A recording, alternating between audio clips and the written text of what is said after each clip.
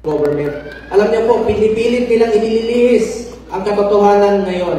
Dapat po'y managot ang dapat managot. Ikulong ang mga korap, ikulong ang mga buhaya, ikulong ang mga magnanakaw. Meron na imbitasyon ang commission to Senator Bongo to become a resource person. Mr. Chairman, pwede po ba ako magpagamang ako kailangan na pong mag-CR? Nung dumating po si Senator Marcoleta At the very least mag-CR. At the very least naman sa...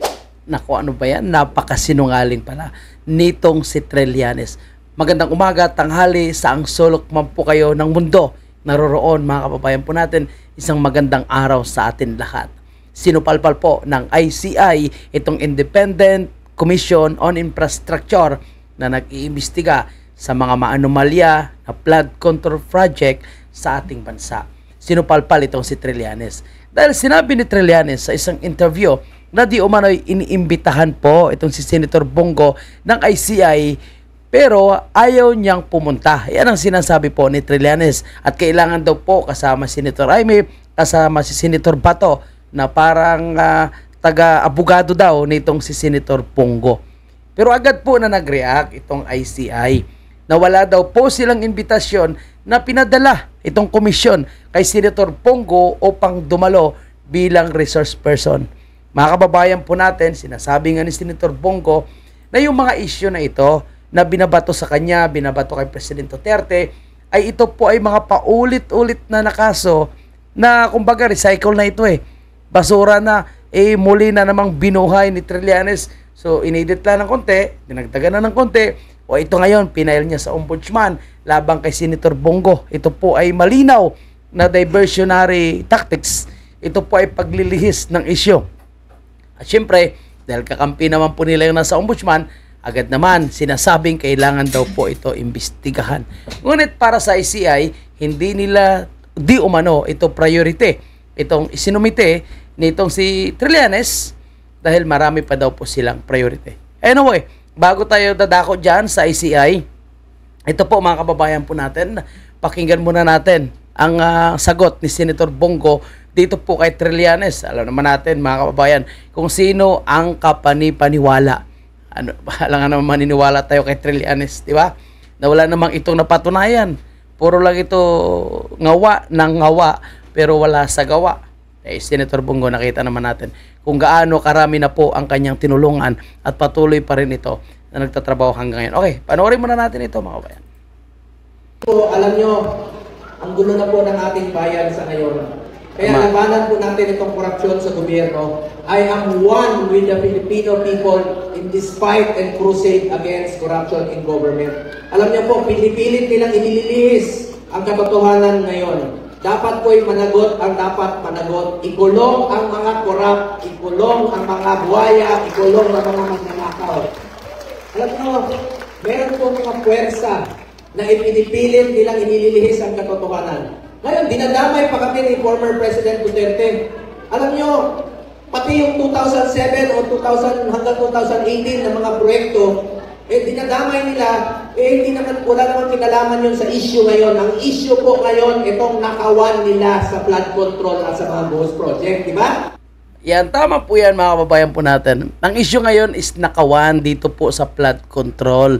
Ito po, sa administrasyon ni Bongbong Marcos. Ipilit nila nililihis ang isyo at pilit nila ibinabalik sa nakarang administrasyon. Wala namang ganon na mga isyo at wala namang reklamo ang taong bayan. Kumbaga, satisfied naman po ang taong bayan sa nakarang administrasyon. Walang ganitong klaseng proyekto, mga ghost or substandard.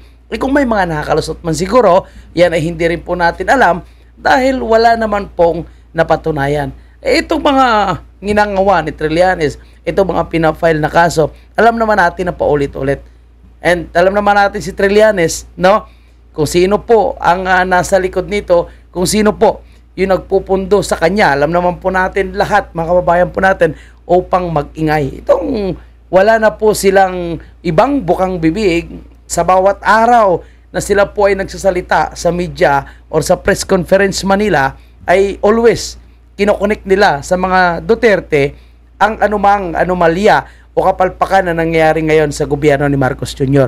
At ang matindi, Dahil ito nga, si Senator Bongo, kahit ako nakikita naman po natin na siya po yung nangunguna sa mga survey ng sa pagka-Vice President. Kahit sa pagka-President nga mataas pa rin itong si Senator Bongo. So talagang ito yung kanilang uunahin ngayon. Ang sabi nga nitong si Corina Sanchez sa isang programa nila, mga kababayan po natin. So bakit daw si Senator Bongo ang inuuna? Dahil ba itong si Senator Bongo ay talagang konektado at talagang kilalang kaalyado rather ng mga Duterte. So yun po, no? Kasi mukhang hindi effective ang kanilang ginagawa kay Vice President Sara. Tinan mo, stress na stress po sila. Si VP Sara, pasayaw-sayaw lang. At patawa-tawa lang nung pumunta sa Singapore.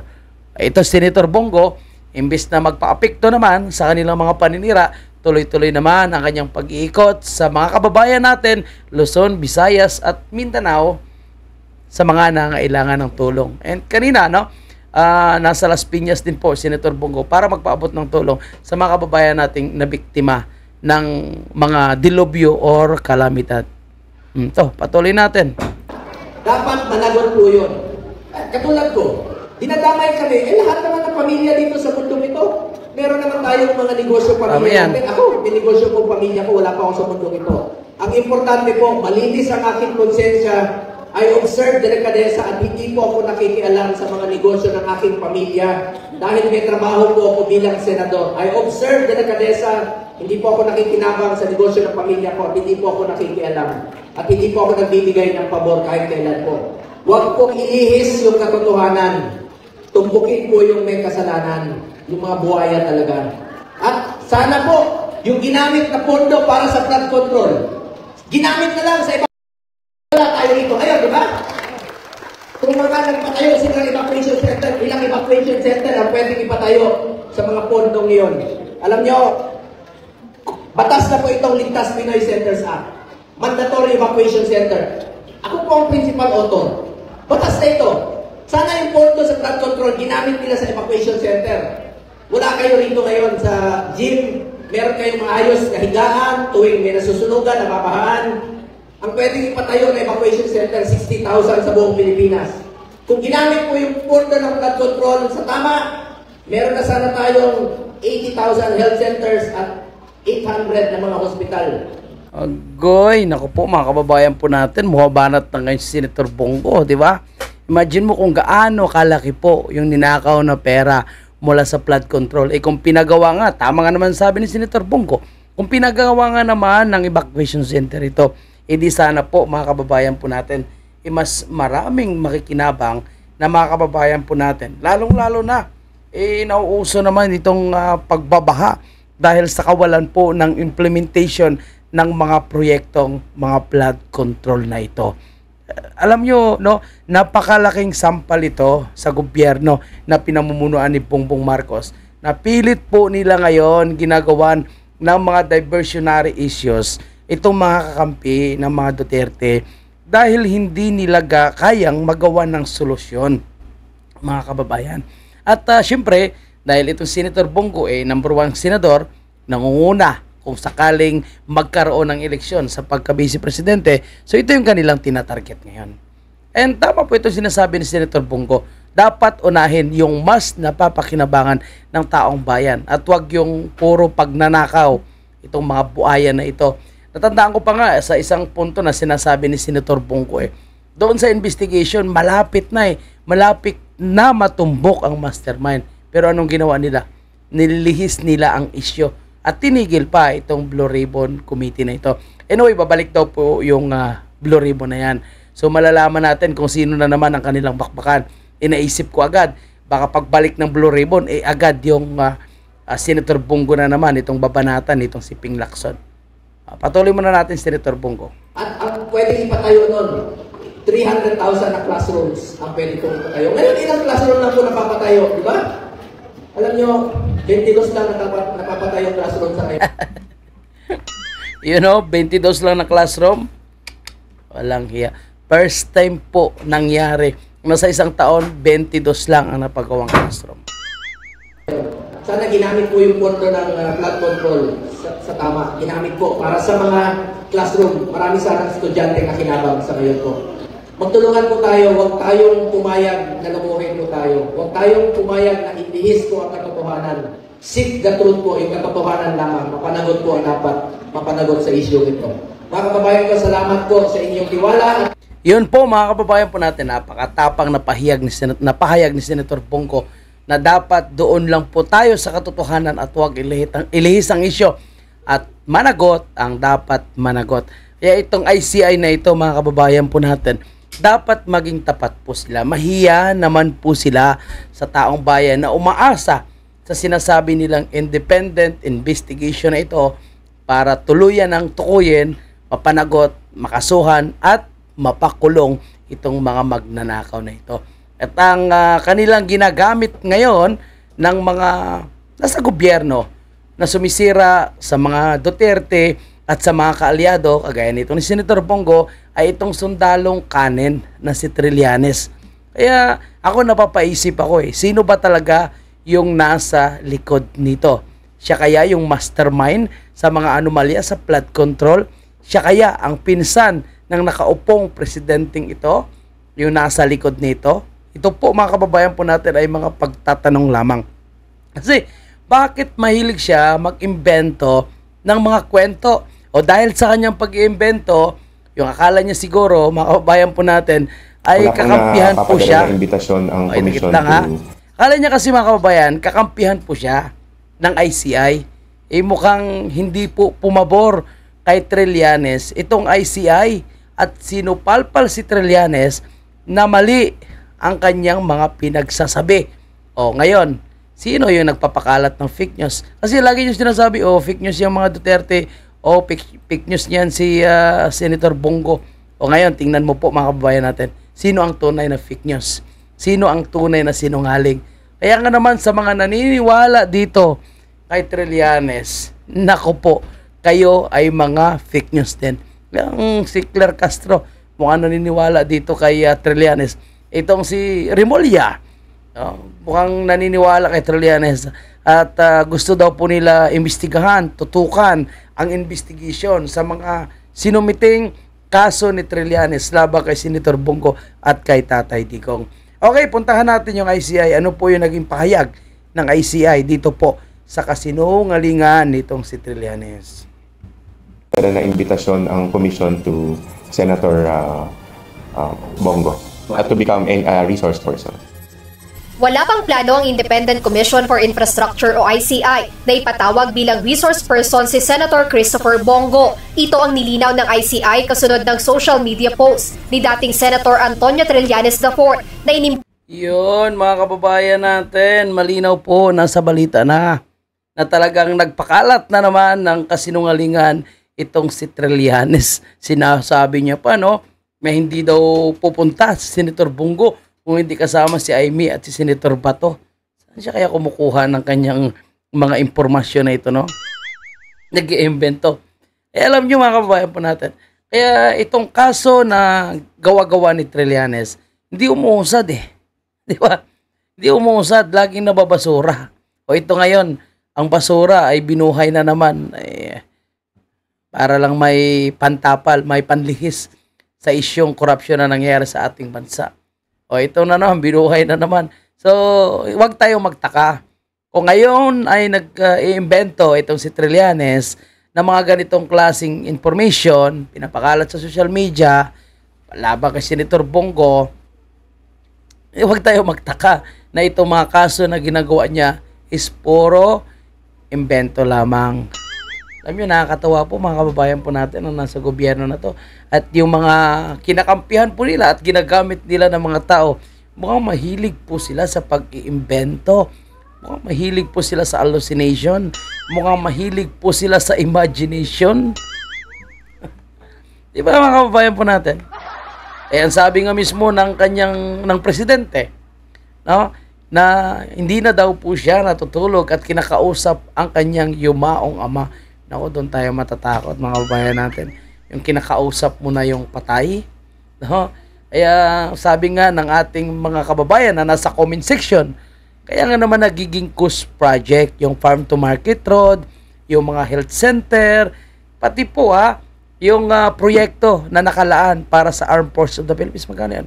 15 billion, naging ghost project. Flood control, ang pinakamalaking ghost project. At tinuturing ngayon na the most or the biggest corruption na nangyayari po sa history ng Pilipinas. Pero dahil dyan, okay, imbestigahan dapat yung mga Duterte at ang mga kaalyado.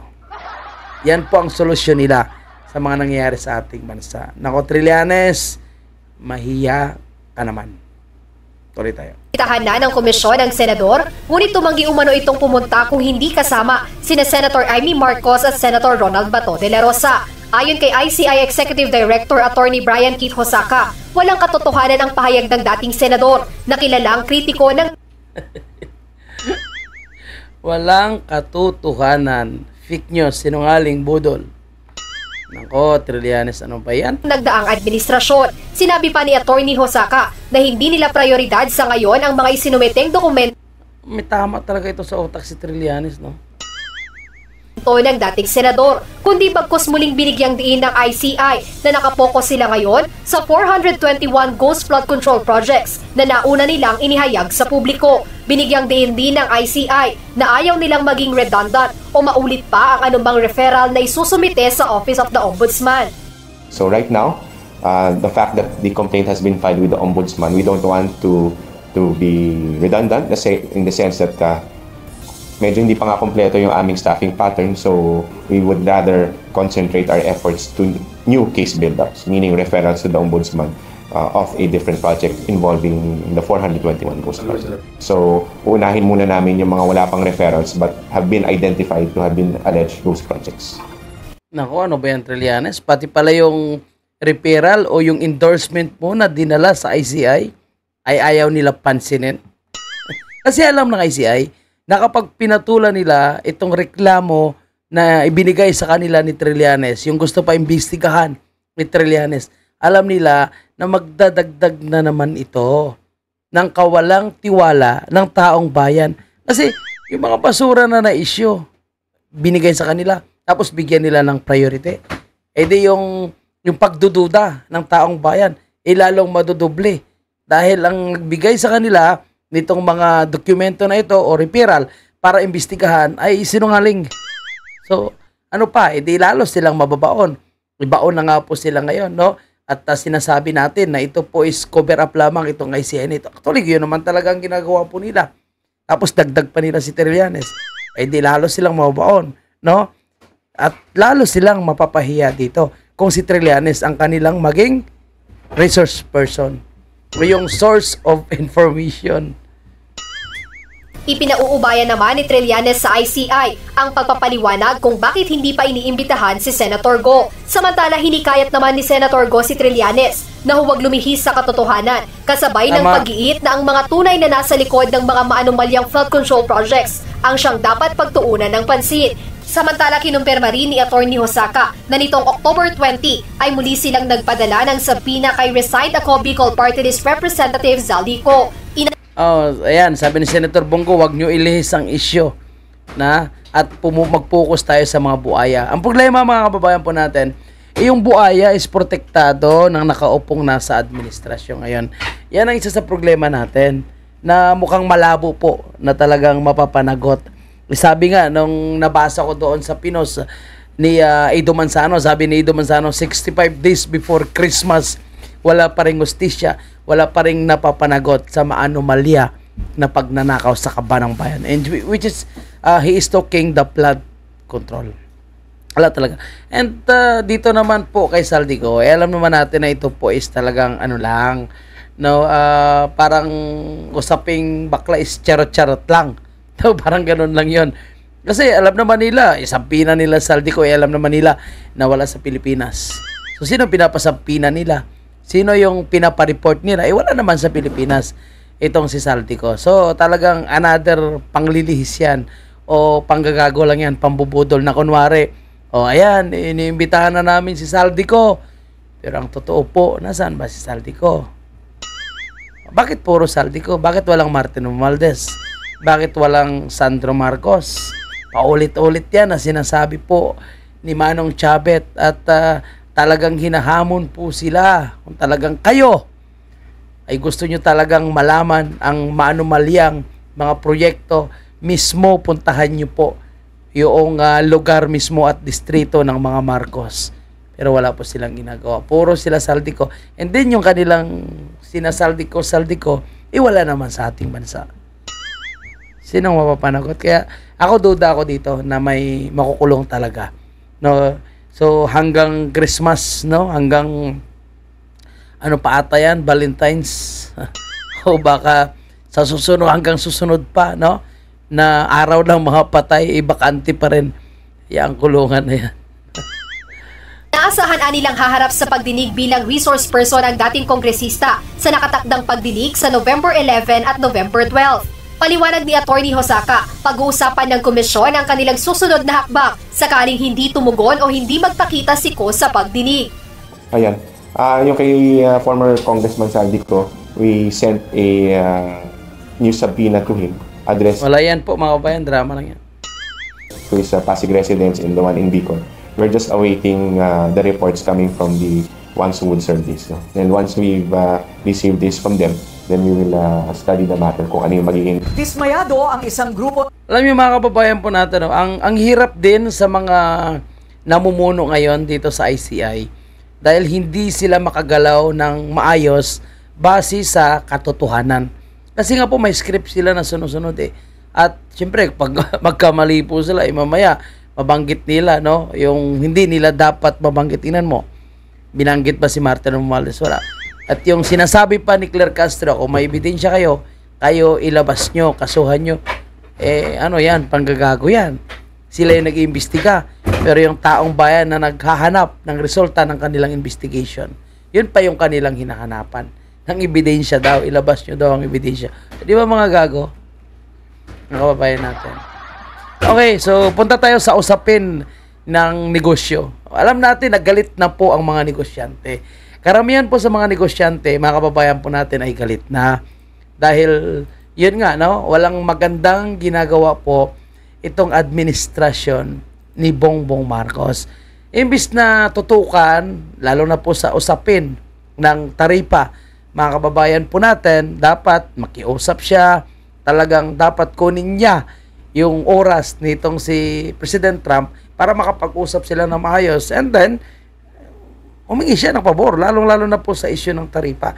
Dahil yan po ang isa sa inaasahan ng mga negosyante na galit na ngayon dahil sa issue ng corruption. Tandaan natin mga kababayan, ang mga negosyante nang gigigil na at gusto ng mga negosyante ay gumawa na ng akbang itong si Bongbong Marcos para mapakulong itong mga buhaya. Patunayan nila, lalo na sinasabi nitong si Claire Castro na isa po sa pinakasinungaling. No? Patunayan nila na wala silang sasantuhin, kaalyado man o kapamilya ni Bongbong Marcos. Pero bakit hanggang ngayon, wala pa rin nangyari. And sinasabi lang ni Claire Castro, dahil kailangan daw dumaan sa due process. Nung pagpakulong kay President Duterte, hindi dumaan sa due process. Shortcut process, di ba? And sa usaping pagpapadala kay President Duterte sa daig, may nilabas na po ang Supreme Court. Mamaya tutukan natin yan. Or kung hindi man, baka sa susunod na mga topic natin yan pag-uusapan. Okay, sabi nga natin, yung mga negosyante hindi masaya sa naging resulta din ng ASEAN Summit sa Malaysia. Dahil imbis no, na makakuha sila ng magandang resulta, lalo na sa usapin ng taripa, walang nangyari. So, useless. Ika nga, buti pa po yung, I think, Malaysia, Vietnam, and Thailand. Kung hindi ako nagkamali, nakakuha po sila ng magandang, ano talaga, no? Magandang nangyari, magandang resulta sa ASEAN Summit. Yung ating presidente, yon nagsumbong lang sa usapin ng West Philippine Sea. Ng mga negosyante matapos makakuha ng tariff deals kay US President Donald Trump ang ilang ASEAN neighbors pero wala para sa Pilipinas. Ang detalye sa agenda report ni Paulo Barcelon. Disappointed ang liderato ng Philippine Chamber of Commerce and Industry matapos makuha ng Thailand, Malaysia at Cambodia ang mga malalaking Malaysia, Thailand, and Cambodia pala. Wala palang Vietnam. Zero tariff po sila. So congratulations for them, mga kababayan natin. Tariff deal mula sa Estados Unidos. Kabilang dito ang kasunduan ng Malaysia sa rare earths at zero tariffs para sa ilang produkto ng Vietnam. Grabe, no? Kahit sana sa atin yung mga selective lang ng mga items ng zero tariff, at least kahit papano mabilis mabenta yung produktong Pilipino sa Amerika. Dahil alam naman natin, sinasabi nila, ay hindi naman yan mag-shoulder yung mga Pilipino sa taripa. Hindi po. Dahil ang mga negosyante, kung ano ang kanilang ginastos sa pag-export ng mga produkto, ipapatong din po nila yan. Diba? Ipapatong din po nila. So yung consumer, yung sasalo sa presyo, alam naman natin, yung mga kompetensya natin, yung mga other Asian countries, may ganoon din sila mga produkto. So sabi ko nga, mabubulok yung produkto natin kung sakali, kasi mas mahal ang presyo ng produktong Pilipino kaysa ibang produkto.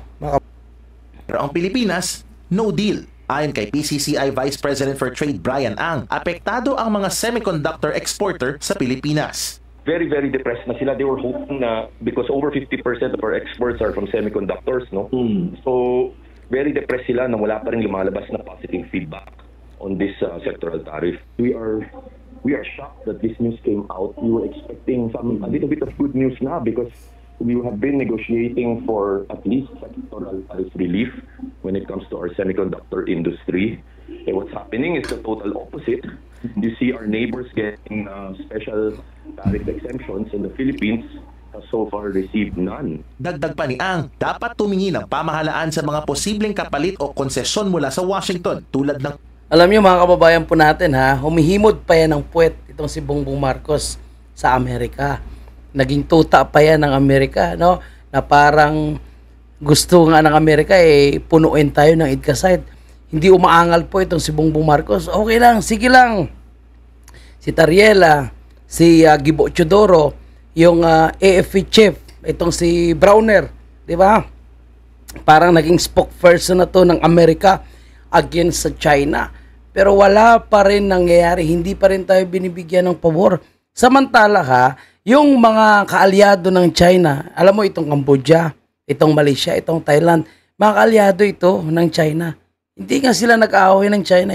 May mga dispute din po yan dyan sa West Philippine Sea. Tandaan natin dyan sa South China Sea or West Philippine Sea sa ating area, maraming dispute yan, maraming nagkiklaim na iba't ibang bansa. Pero hindi sila nag-aaway ng China. Hindi sila binobomba ng China. No? And then sila maganda yung maganda yung samahan nila. Hindi yung kagaya sa atin na parang pinapamukha na kung Chinese yan, masama yan. Chinese yan, gusto yung mangagaw sa ating teritoryo. Yun yung parang gusto nilang mangyari po sa ating bansa. Yun ang parang gusto nilang ipapaniwala sa ating mga kababayan na yung mga China, kukunin yung teritoryo natin, yung mga China, sasakopin tayo niyan. Pero alam mo sa ibang bansa, hindi naman ganun Dahil sa kanila, negosyo lang talaga. And then, kung may dispute naman na problema, kagaya niyan sa West Philippines, actually, hindi kasi problema natin yan. Sa totoo lang. Problema yan ng ating leader. Dahil ang usapin po, diyan sa teritoryo natin, pagdating sa foreign policy, trabaho po yan ng presidente. Nasa kanya kung paano niya solusyonan ito. Sa kanyang mga advisor. Usapin po yan. Dalawang leader po yung mag-uusap dyan. Kung ano po yung kanilang pwedeng mapagkasunduan para hindi mangyari po yung pambubuli dyan sa West Philippine Sea. Diba? So, nasa kanya yan. Kasi kahit anong ingay ni Gibo Chodoro, ingay ni Tariela, ingay ni Browner, wala, lalo lang po yan magpapagulo. So, ang solusyon dyan, si Bongbong Marcos. Again, ang ginawa ni President Duterte, inakita naman natin na malayang mga pagpangisda yung mga Pilipino sa West Philippine Sea. Ngayon, hindi nga sila makalapit. Sino ang apektado? Ordinaryong Pilipino pa rin. Dahil sa walang aksyon, na diplomasya na ginagawa po itong si Bongbong Marcos. Ang tanong nangyari, binigyan po ba siya ng pabor ng Amerika? Wala. Sa isang video nga, doon sa ASEAN Summit with USA, kinamayan ba siya ni Trump? Pinansin ba siya ni Trump? Hindi nga po So yung pagsumbong niya sa usapin ng West Philippines na parang nagmamakawa siya na tayo po ay inaapi ng China, walang magandang resulta dahil ang lahat ng mga ASEAN countries kaibigan pa rin ng China So saan sila kakampi? Sa Pilipinas o sa China na yun ang tumutulong sa kanila para umangat ang kanilang ekonomiya? Tayo, ano bang ginawa ng Amerika? Binigyan ba tayo ng pabor? Wala. Nga. Useless. Diba? Kaya dapat maging patas na lang ito si Bongbong Marcos. Patas yung kanyang pakikipagkaibigan sa iba't ibang bansa at wag na siya maghimod ng puwet. No? Wag na siyang pumayag na maging tuta ng Amerika. Kagaya ni President Duterte. Walang sino man na makapag-control kay President Duterte. Hindi siya pwedeng kontrolin ng China, hindi siya pwedeng kontrolin ng European, ng Russia, ng Amerika, or other Asian countries. Dahil gaya nga sabi ni President Duterte noon, tayo po ay may sariling foreign policy na dapat ang masusunod ay mga Pilipino. Yon ang maganda. Anyway, pakinggan pa natin sa usapin po ng mga negosyante. Galit na nga yung mga negosyante, abay nadadagdagan pa sa nangyaring ASEAN Summit na yan. Bukya, kumbaga, yung nakuha natin na maganda sa usapin ng taripa with America. Pagtiyak na mananatili sa Pilipinas ang mga call center operations sa gitna ng mga debate sa US Congress tungkol sa Keep Call Centers Bill na maaring makaapekto sa IT BPM industry ng bansa. Ang hinihingi natin, semiconductor tariff, BPO, malaki ba yun? Di ba? Hindi naman kalakihan yun. Ayon naman kay RCBC Chief Economist Michael Ricafort, dapat maghintay muna ang Pilipinas kung magbabago ang isip ni Trump sa mga taripa. Ngunit dapat na rin pagtuunan ng pansin ang pagpapalawak. Wala na yan mga kababayan po natin. No? Hindi na yan magbabago yung isip ni Trump. Siguro, kung sakali man mag-iba yung kanyang advisor, posible magbago. Pero kung ganun at ganun pa rin ang kanyang advisor, naniniwala tayo na hindi na magbabago kung ano man yung taripa na binigay ng Amerika sa Pilipinas. So, yung kawawa na naman nga dito, yung tayo pa rin mga ordinaryong Pilipino. Dahil yung ating leader, weak leader nga, mahina, walang utak, nag-absent nga doon Mismo sa ASEAN Summit, nag-absent pa. Tapos ang palusot nila, extended na bilateral meeting. So, sino yung bilateral meeting ni Bongbong Marcos? Ghost President? Ghost Prime Minister? Hindi nga nila pinangalanan Kasi kapag pinangalanan po nila, mamaya i-verify po ng mga reporter o ng mga Pilipino kung sinong leader ang pangalanan ni Claire Castro, edi lalo silang mabubuking. Kaya duda ako kung bakit absent yung si Bongbong Marcos. Malamang nasobrahan yon. Nasobrahan ng kanyang bisyo. Kung ano man ang kanyang bisyo at kung ano man ang iniisip mo, pareho tayo ng iniisip, mga kababayan natin. Okay.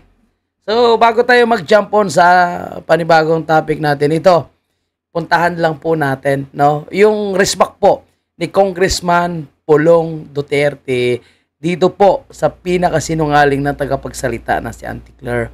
Kasi pinakalat niya na si Tatay Digong daw, walang pakialam sa aggression ng China. Alam naman po natin, itong sila, kapag may issue, dapat Duterte ang kanilang sisisihin. Si Congressman Pulong Duterte, hindi na po kayang manahimik ni Congressman Pulong Duterte.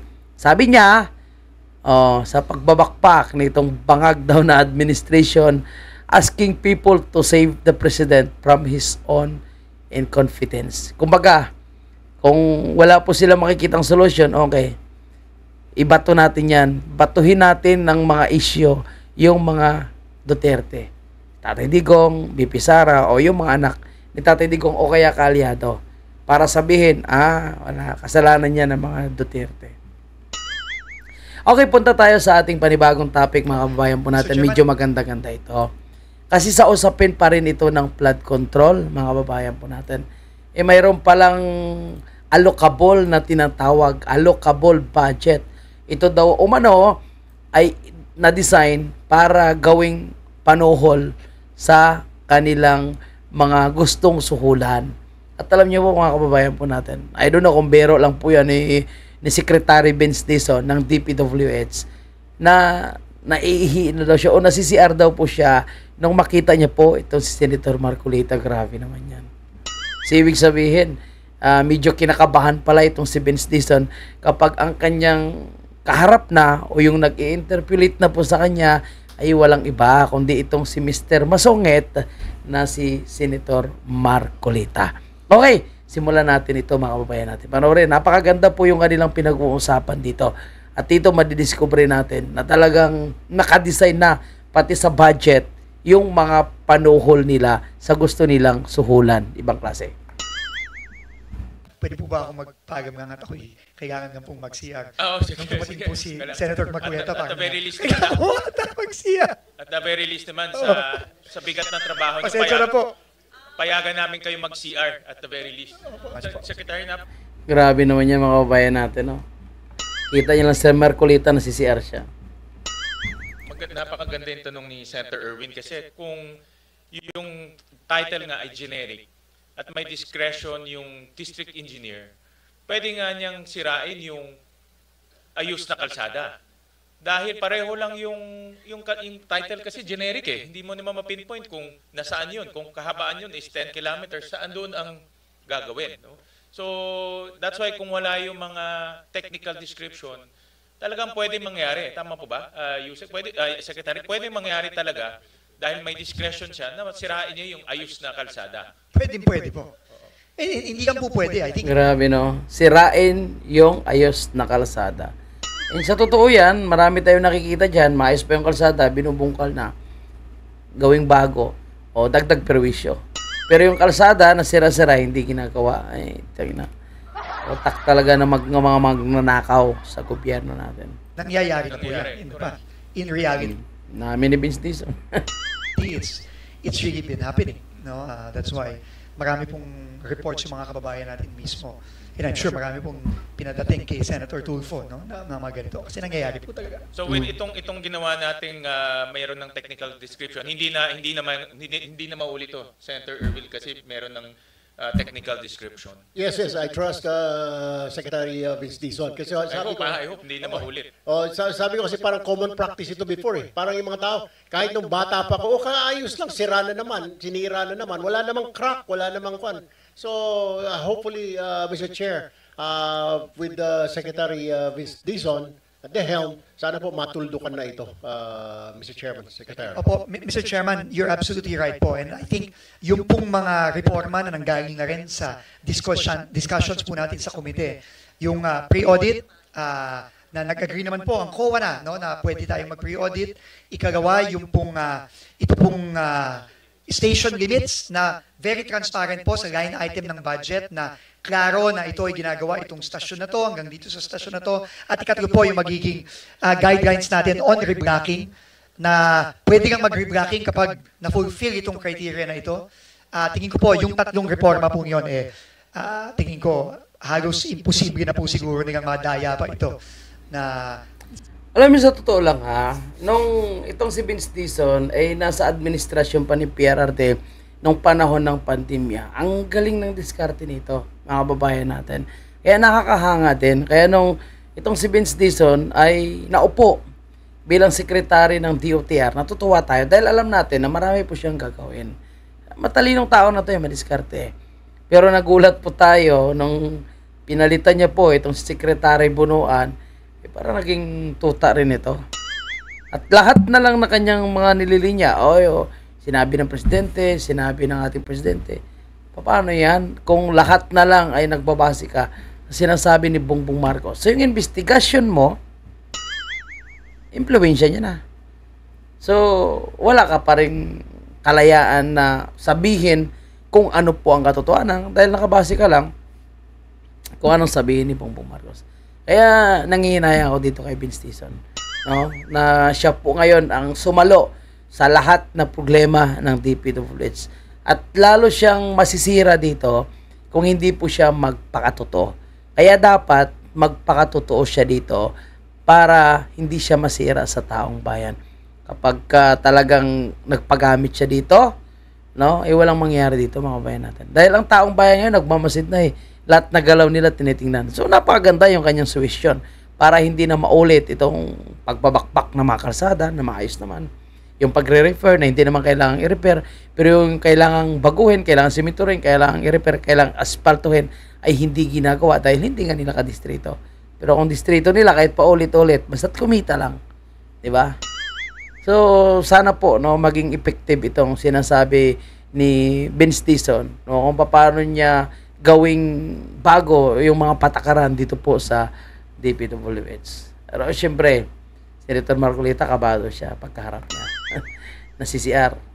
Sa mga susunod na mga taon, na susunod na buwan, susunod na taon. Thank you. Before we continue, let me formally recognize the presence of Senator Marcoleta and Senator Lauren Legarde. Yan na yung kanyang kinakabahan, Senator Marcolita. Mr. Chairman, pwede po ba ako magpaalam? Ayan na, pwede mag-CR. Kailangan nga pong mag-CR. Sige. Nung dumating po si Senator Marcoleta, at the very least mag-CR. At the very least naman sa Napangiti na lang si Mr. Simangot eh.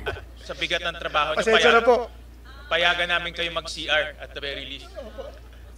Manda si Vince Dizon, mukhang 80 years old na daw. To take advantage of the time habang nasa Call of Nature si salamat Senator po, Dizon. ma'am. Yes, good morning. Thank you for acknowledging me. Baka papayag sila para hindi waste of time yung expert sa allocable at non-allocable si Director. Yon, allocable and non-allocable. Actually, hindi nga natin naintindihan ito eh. Bote, hindi, kayo po, no? Si Planning, kasi wala nun si Sen Marcoleta at Sen Erwin para may definition of terms at yung bago ng pangalan ng allocable at non-allocable. Kasi nakaka-confuse, diba? Diba naging Congress? Imagine nyo po, kahit mga senator, hindi nila alam kung ano yung allocable and non-allocable. Siguro mga congressman, di rin alam. Pero, nakalusot sa budget. Lukuhan talaga na. Man tayo, Sen Erwin, naging congressman si Senator Marcoleta. Wala talaga akong alam na allocable at non-allocable. Jokingly, sinabi Yan po yung mga termino ng mga magnanakaw. Allocable and non-allocable. nung huling hearing natin ni Secretary Dizon nung lumapit dito sa amin ni Chair Sherwin, Sen Sherwin, yung allocable daw yung maaring i-allok. Pero joke daw yon. Yun ang sabi ko. Ano ba yung allocable? So talagang hanggang ngayon po, marami na akong kausap sa tagal-tagal natin dito, pati Senate El Veremo, wala silang maalala. I'm sure our colleagues would want to understand para po may definition of terms. Tapos, yung inyong bagong termino, dahil ayaw nyong gamitin po yung allocable at non-allocable. So, hindi i-allok, mabuti. Bawal i-allok. Layo no, allocable. So, ina-allok daw po. Ano na po ang tawag? Siguro, district projects and non-district, kung ano po. Sige, si Director Bote and Yusek, kung sino po yung eksperto. Thank you. I don't interject, Madam Chair. Thank you po. Mr. Chair. Go ahead, Senator. In relation to the question of Senator Aligarda, hindi po joke yun, yung allocable. Hindi pala joke eh. Allocable. If you will note, during one of those hearings in the Blue Ribbon Committee, yun pong allocable, inadmit po ni former Secretary Bonoan. Nandun po silang dalawa ni Yusek Cabral nung tinanong po namin yung allocable. Tinanong po namin ano-ano po ba yung mga factors na nakapagdadagdag doon sa mga initial ceilings that have been established nung NEP. So sinabi po nila yung allocable funding, yan daw po ay talagang inahanda nila, particularly in the House of Representatives kasi sila yung mayroong power of the purse para hindi na molestyahin, well, pardon for the using the word, para hindi na istorbohin yung mga nakalatag sa NEP. Talagang provision po yun na talagang pambibigay doon sa mga members ng House. Lupit mga kababayan po natin. Oh. Gumawa sila ng sariling budget para sa panuhol sa mga miyembro ng House of Representatives. So that's allocable. Ang galing talaga ng gobyerno na pinamumunuan ni Bongbong Marcos. Lahat ng mga magnanakaw ay talagang namamayagpag. And now sabihin nila mga kababayan natin na walang kinalaman dito si Bongbong Marcos. Tignan mo, may mga talagang panuhol lang na termino na ginawa po nila na nakadesign para sa kanila. So talagang ang mga buhaya na ito, ibang klase po, kababayan. Inadmit niya po yun. Mahigit pong 300 po talaga ang members ng House of Representatives. Grabe no. Nag-a-average po ng 1 billion ang regular district representative. Average lang po yun, merong mas mataas. Ang party list po ay 150 million, masaya na po sila, except yung mga party list na contractors. Wow. At pagkatapos po ng allocable, Mr. Chair, meron pang leadership funding. At dadagdag pa po yung unprogram at saka nga po yung difference na manggagaling po ngayon sa bicameral conference. Nung kinumpute ko po yun, and this is recorded in one of the Blue Ribbon Committee hearings, 1 trillion po talagang naidadagdag sa DPWH pa lang. And 1 trillion pesos, ito po yung sinasabi naming taba, kung yun po ay ibabangga natin sa 6.325 trillion na budget ng 2025, 1 trillion is almost 15%. So, hindi po siya joke. Inamin po yun nung recorded po ito. Thank you, Mr. Chair. Mr. Chair, may I? Go ahead, Senator. So, Senator Marcoleta, do you mean itong allocable na ito, itong leadership na ito, suhol o lagay sa mga mambabatas? Can you please specify? Ganun ang naging conclusion na... Grabe no, mga kababayan natin, no? Ang lupit talaga ni Tambaloslos at ditong si Saldico, no? Siyempre si Kimbo, kasama dyan si Kimbo, no? Gumagawa sila ng sariling budget, no? Para lang sa panunuhol. So, para hindi na daw po molestyahin ang nakadesign para po sa mga proyekto ng DPWH. Pero ganun pa rin eh. So, kung magkano yung budget, mayroon pa rin 25% para sa mga congressman. So, talagang paldo-paldo talaga sila. Kaya, ako naniniwala doon sa sinasabi po ni Master Sergeant Cotisa. Yung mali-malita na dinadala nila sa bahay ng mga congressman na kanyang pinangalanan. So, naniniwala ko doon. Dahil sa laki pa naman eh, may allocable, tapos mayroon pa silang SOP, na kung yung SOP daw, no, eh kung hindi mo maibibigay, hindi mo makukuha yung proyekto kahit awarded na sa'yo. Ganyan po sila katindi. Grabe. Kaya wala daw po magawa ang mga diskaya at ibang mga kontraktor.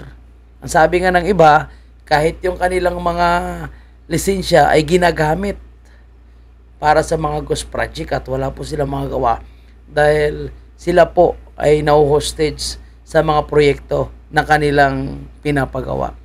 So talagang sa kabuuan, no, napakalaking sindikato talagang gobyerno Marcos Jr. Kaya again, ulitin ko po mga kababayan po natin, hindi ako naniniwala na walang kinalaman dito si Bongbong Marcos.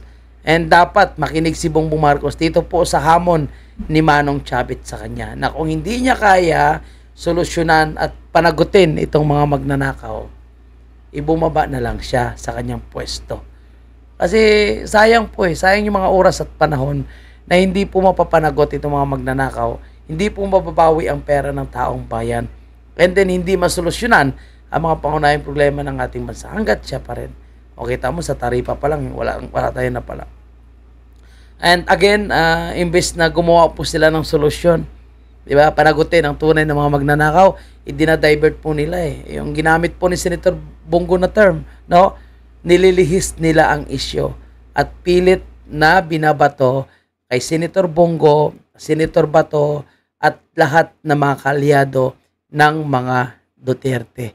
Lalong-lalo na po yung ating Vice Presidente. Nakakatuwa lang po kasi kahit anong paninira nila, yung VP Sara natin, tumatawa, no, sumasayaw, na tila ba, okay, kailangan na lang natin tanggapin ang kanilang ginagawa. Imbis na ma-stress tayo dito, sabayan na lang natin at pagtawanan na lang natin itong mga ginagawa nila ng diversionary tactics.